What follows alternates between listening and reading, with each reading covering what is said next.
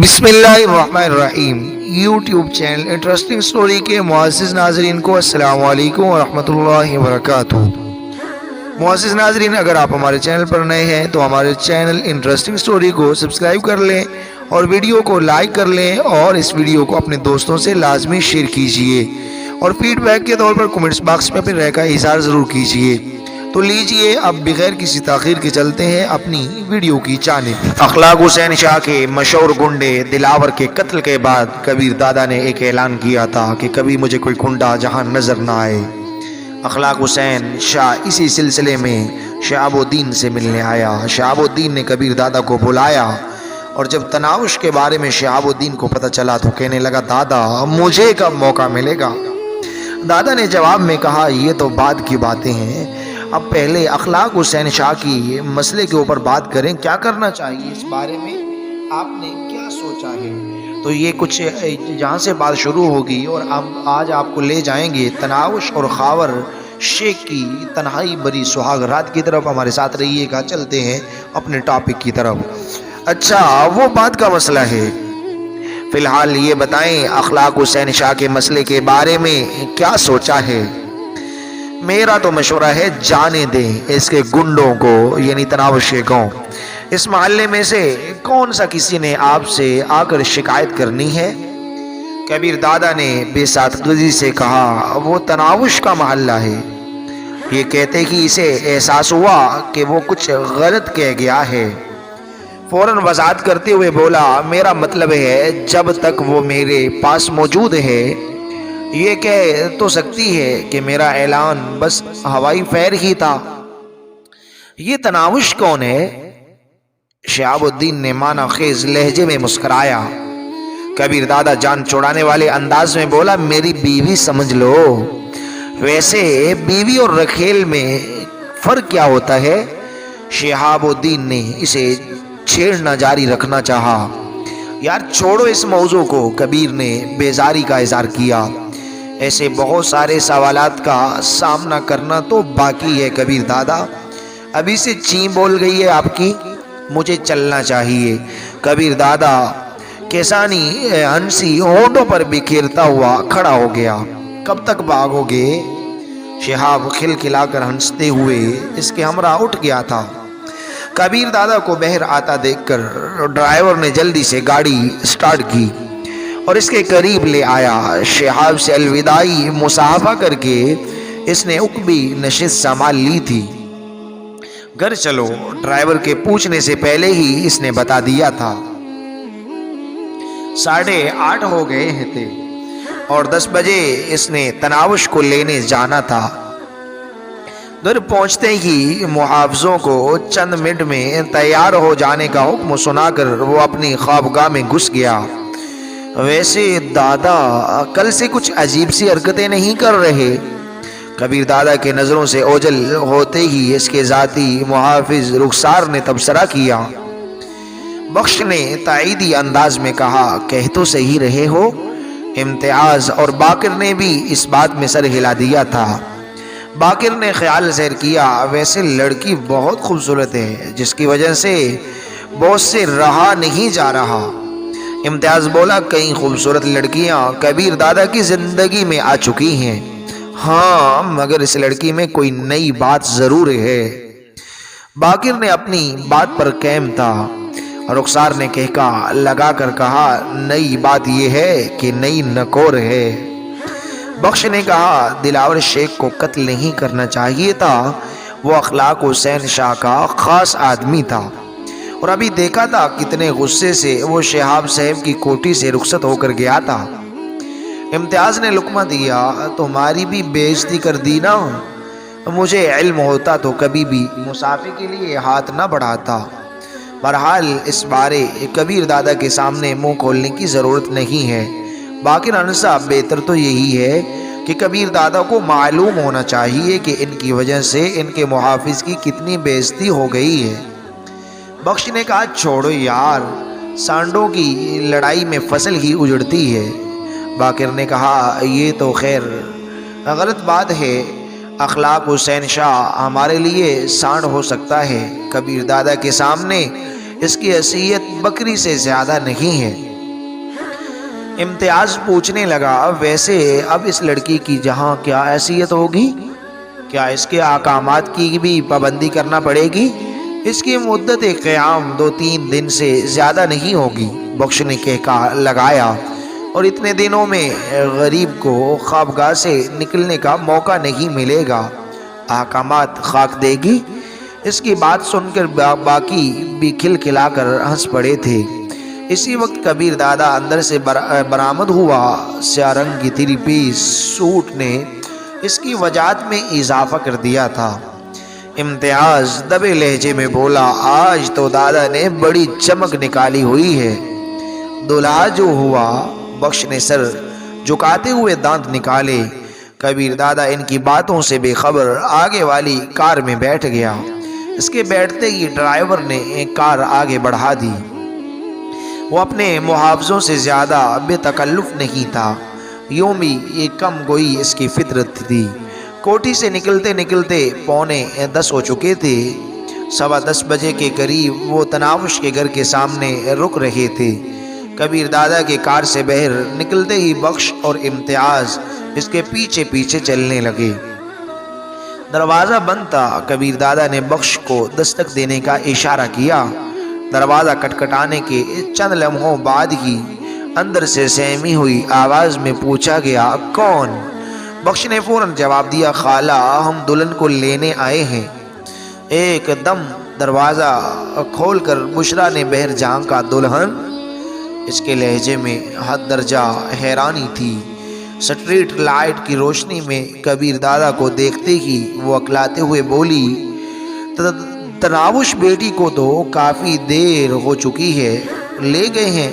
کون؟ بخش کے کچھ کہنے سے پہلے کبیر دادا نے بے صبری سے پوچھا، آپ کے ہی آدمی تھے بیٹا؟ بشرا الجھی ہوئی نظر آنے لگی تھی۔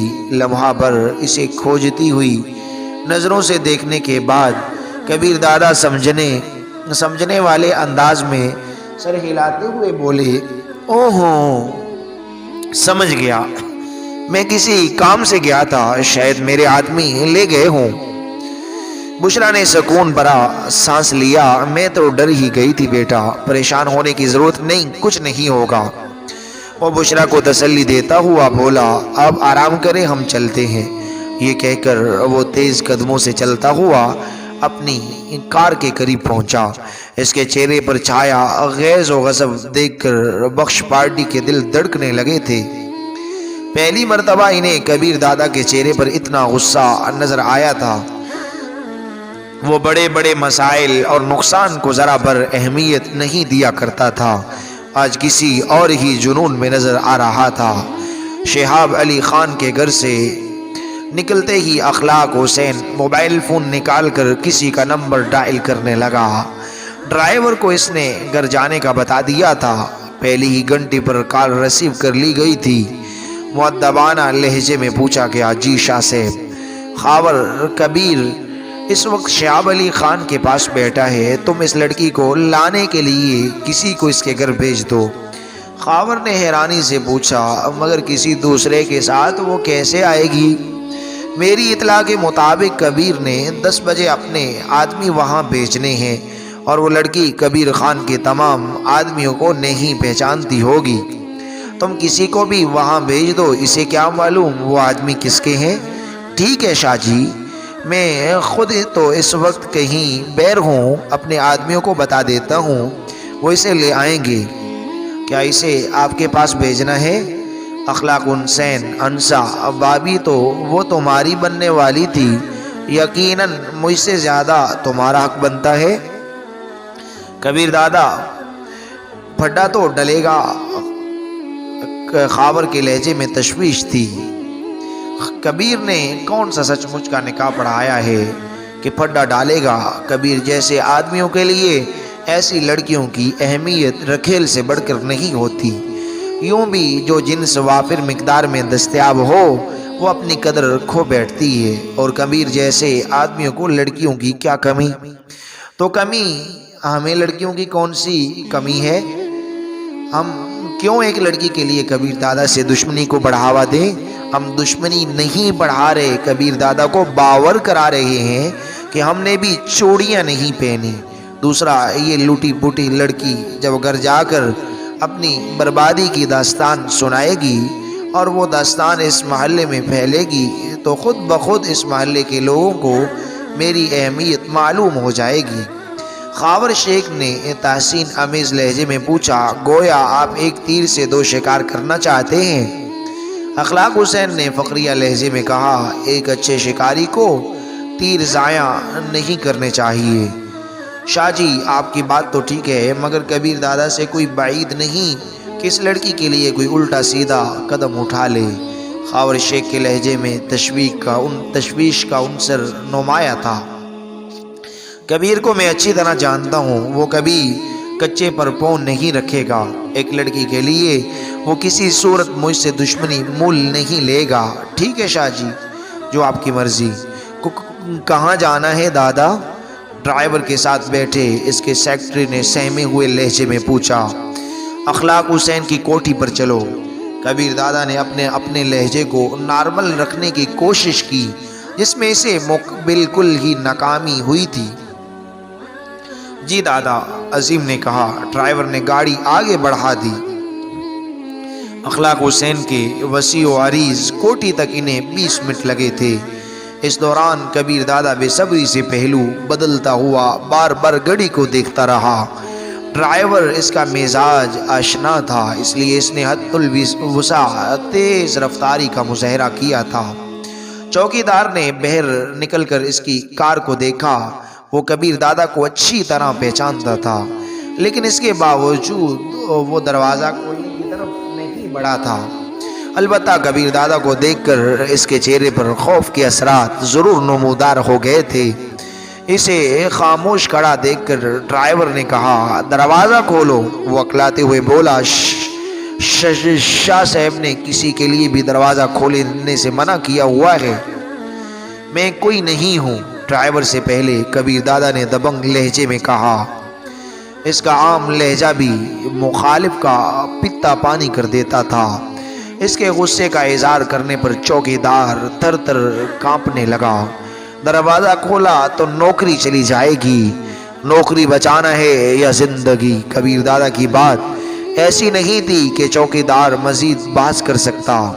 وہ جانتا تھا کبیر دادا جو کہتا ہے وہ کرتا بھی ہے، اور یقیناً نوکری زندگی سے اہم نہیں تھی۔ مرے مرے قدموں سے چلتا ہوا وہ دروازے کے قریب پہنچا اور دروازہ کھول دیا۔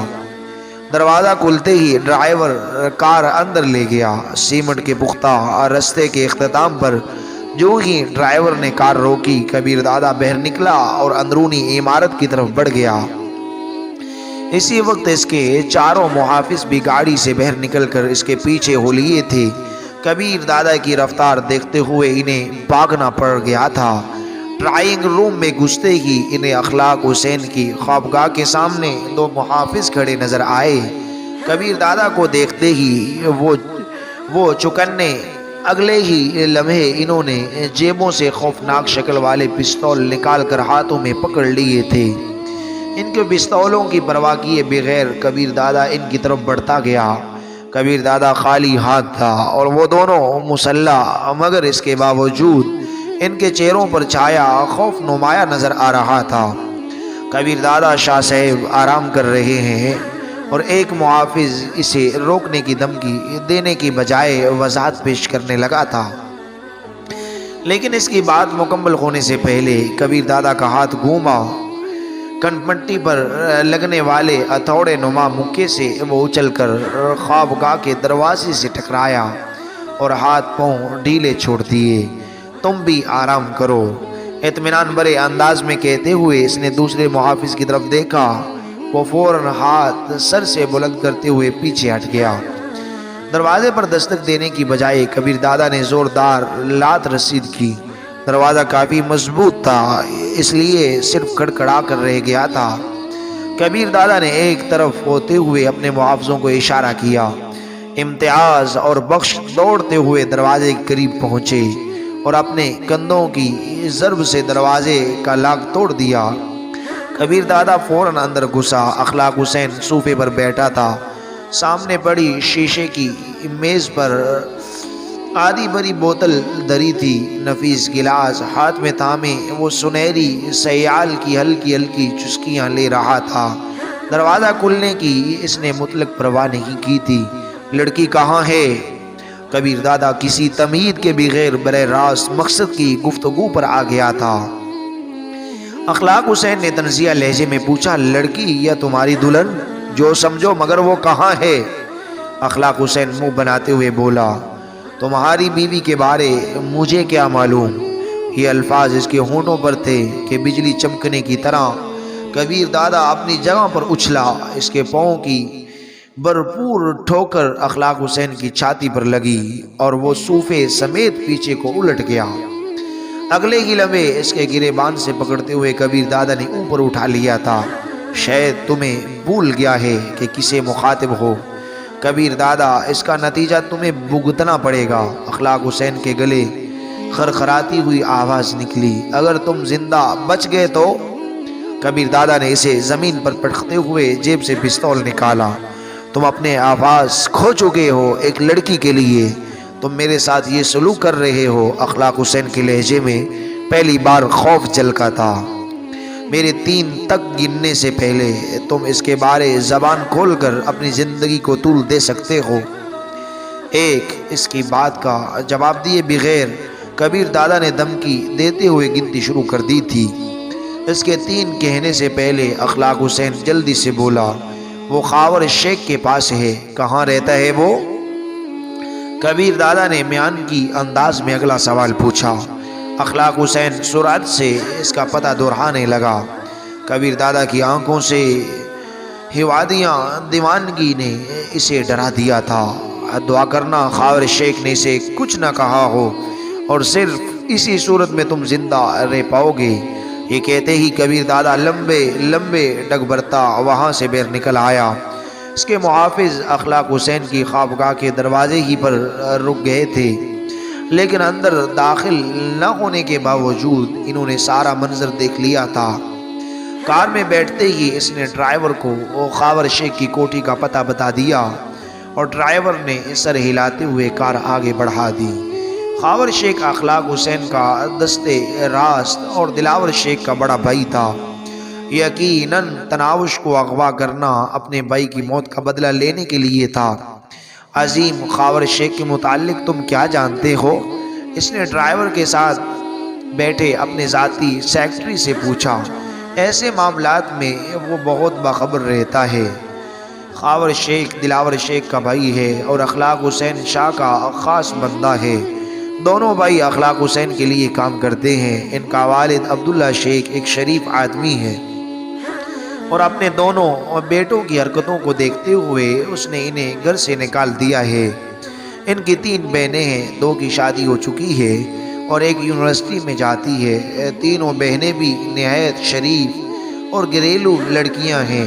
اگر یہ کبھی گھر جاتے بھی ہیں تو والد فوراً گھر سے باہر نکل جاتا ہے۔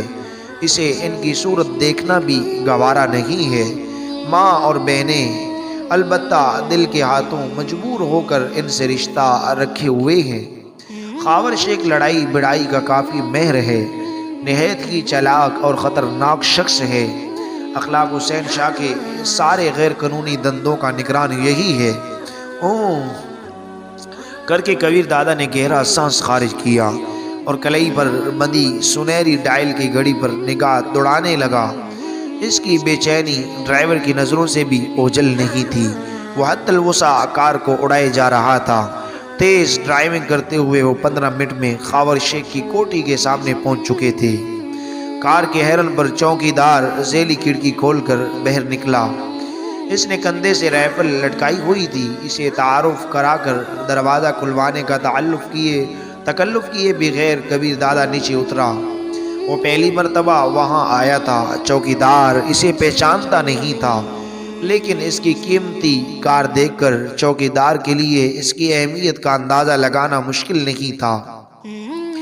اس نے مؤدبانہ لہجے میں پوچھا، جی سر، کس سے ملنا ہے؟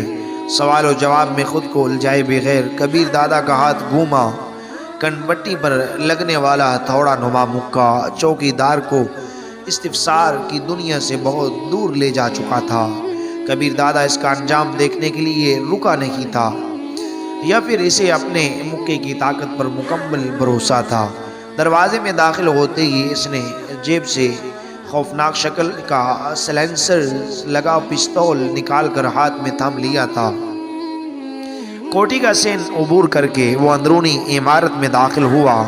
چاروں محافظ اس کے عقب میں چوکنا انداز میں چلتے ہوئے آ رہے تھے۔ ان کی نگاہیں کسی پھرکی کی طرح چاروں طرف گم رہی تھی۔ ڈرائنگ روم میں داخل ہوتے ہی اسے ایک کمرے کے سامنے دو ہتھیار بردار آدمی کھڑے نظر آئے۔ کبیر دادا کو دیکھتے ہی ان کے چہروں پر خوف ابھرا۔ کبیر دادا کی شخصیت ان کے لیے اجنبی نہیں تھی۔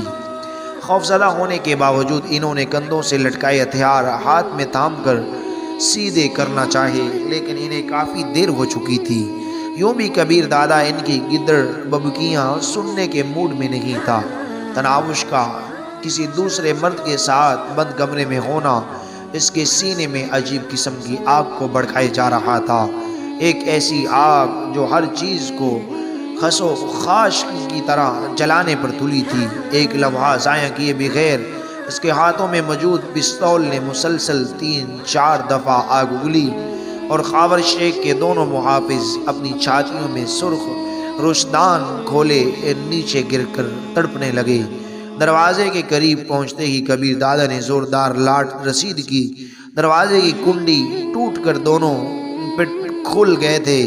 پستول ہاتھ میں تھامے وہ بے دھڑک اندر گھس گیا۔ اس کا دل عجیب خوف سے بری طرح دھڑک رہا تھا۔